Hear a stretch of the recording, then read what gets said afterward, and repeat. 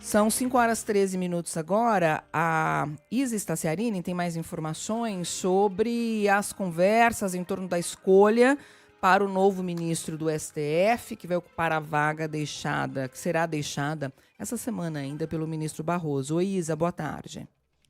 Pois é, Débora, boa tarde a você e aos ouvintes. Em um jantar ontem à noite com ministros do Supremo Tribunal Federal, o presidente Lula afirmou que o nome a ser indicado para a vaga, do ministro Luiz Roberto Barroso está praticamente decidido, mas não deu sinais de qual vai ser a escolha. Ele quis sentir dos ministros o que eles esperam do novo indicado, mas não perguntou quem seriam os nomes de preferência desses magistrados. Os ministros também não colocaram nomes na mesa, mas pediram que o presidente Lula tenha o cuidado de escolher um nome forte para a corte no momento em que o Supremo ainda sofre muitos ataques. Apesar de tomar a decisão, no entanto, Lula quer se encontrar com o presidente do Senado, Davi Alcolumbre. Ele sabe que o preferido do Senado e do Supremo Tribunal Federal é Rodrigo Pacheco, por quem tem um apreço muito grande. Mas o nome de confiança do presidente, até por uma relação de proximidade e amizade, é Jorge Messias, advogado-geral da União. O interlocutor resumiu a situação atual. Ou Lula opta pela governabilidade com Pacheco ou pela confiança com Messias. Aliados mais ligados ao PT lembram que o presidente tem priorizado pessoas de sua total confiança na indicação ao Supremo Tribunal Federal. E aí a gente lembra que foi o caso, por exemplo, do ministro Cristiano Zanin e também do hoje ministro Flávio Dino. O doutor em Direito Constitucional, Rubens Bessac, acredita que Lula vai seguir o padrão das últimas indicações e não mais como fez nos primeiros mandatos. Então ali ele se preocupou, queria um ministro negro, porque nós não tínhamos, queria um ministro que viesse representando o Nordeste e queria alguém que fosse o representante da melhor meritocracia do judiciário. Eu não vejo nada de anormal que o presidente Lula siga o padrão, que é indicar pessoas próximas, e que precisamos observar é se no nome que venha a ser indicado a pessoa preenche os requisitos mencionados: idade, a reputação ilibada e que tenha um conhecimento jurídico necessário para atuar como ministro de uma corte que julga questões da monta que o STF julga, especialmente as questões constitucionais. Quando o especialista cita o ministro negro, ele faz referência indiretamente ao nome do ministro Joaquim Barbosa, que foi indicado pelo presidente Lula, acho que no mandato 2, no Lula 2, se eu não estou enganada, e que depois virou ali um desafeto, inclusive votando contra o PT naquele julgamento histórico do Mensalão.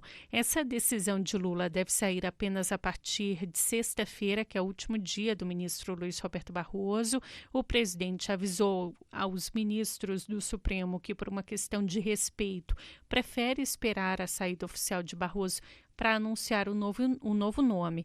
No jantar estavam presentes 4 ministros: Gilmar Mendes, Cristiano Zanin, Flávio Dino, lembrando que Zanin e Dino foram indicados por Lula agora nesse mandato, e Alexandre de Moraes. Ministros de Lula que também estiveram presentes: Ricardo Lewandowski, o ministro da Justiça, e o ex-ministro do Supremo, e ex-ministros do Supremo, além do ministro da Casa Civil, Rui Costa. Débora. Obrigada, Isa, pelas informações. Agora, o que é uma democracia, Carol, se não oportunidade de representação de todas as vozes e interesses de uma sociedade?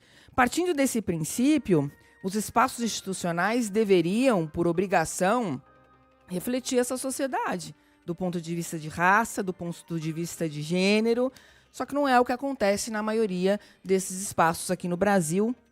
Não é diferente no STF, quando o presidente Lula fica entre uma escolha política, nesse caso político-partidária, porque a justificativa é manter a governabilidade, e uma escolha baseada na confiança, ele claramente contribui para o empobrecimento do debate público, porque ele nega a possibilidade de pluralidade na mais alta corte do judiciário. E essa mobilização de setores da sociedade para escolher uma mulher negra, demonstra uma preocupação coletiva, com o bem-estar coletivo. Inclusive das pessoas que consideram que esse tipo de reivindicação não é importante, não é legítima. Não é normal que o presidente... Quer dizer, é normal, né? Não é anormal que o presidente Lula siga um padrão, que ele tenha de escolher alguém com reputação ilibada, com reconhecido saber jurídico. Isso é obrigação, são os primeiros requisitos para a escolha de um ministro do STF. Mas existem mulheres negras com todos esses créditos aqui que poderiam ocupar essa vaga se o critério de escolha fosse realmente baseado no bem-estar, na preocupação coletiva. O argumento não é técnico, né, Débora? É impossível que não haja uma mulher negra com os requisitos constitucionais, que são notório saber jurídico e reputação ilibada. Os nomes existem, é uma questão de fazer a escolha e nomear alguém numa corte, que só é composta por homens brancos. Que espaço terão as pautas que são de interesse da mulher? Que espaço terão as pautas que são de interesse dos negros, que são maioria da população, né? As mulheres são maioria e os negros também, e nem remotamente representados dessa forma na nossa Suprema Corte, né? Eu queria só reforçar uma coisa. Quando há pluralidade em qualquer tipo de espaço, ele não é só benéfico para os grupos minorizados. Ele é benéfico para toda a sociedade.